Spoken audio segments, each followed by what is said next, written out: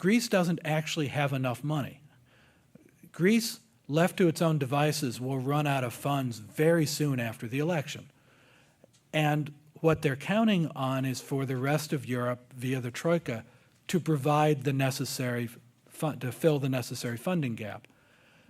But if the negotiating positions are too far apart, as I believe they will, I certainly don't expect the troika to agree to that. I think they will refuse. There won't be enough money to pay all the bills. And then it's likely that what will happen is that the new government basically starts using IOUs, much as California did during the financial crisis. That is, what I envision is they'd still be able to pay 90% or so of their bills. So if they owe you wages, they'd pay you 90% in euros, just like always, and 10% in an IOU denominated in euros, bearing some interest rate, which they swear that as soon as they sort things out with the rest of Europe, they'll pay you off with the real euros. So they're not going to a new currency, at least in their way of viewing it, but they won't be paying you real euros either.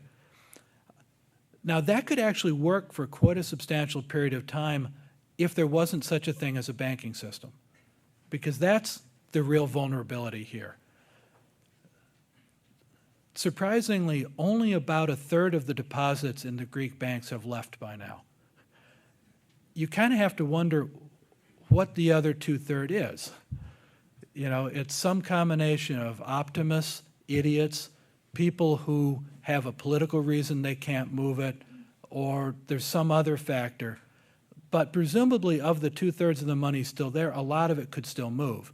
And if it looks like there's a collision course between the troika and the Greek government, a lot of it presumably will try to leave, which means it has to be taken out of the banks, which means the banks have to have the euros to give to the depositors. They're not going to have enough euros for that. They're going to have to get it either from the European Central Bank or for the National Central Bank of Greece, which operates in this manner only with the permission of the European Central Bank. So there's going to be a real decision by the ECB.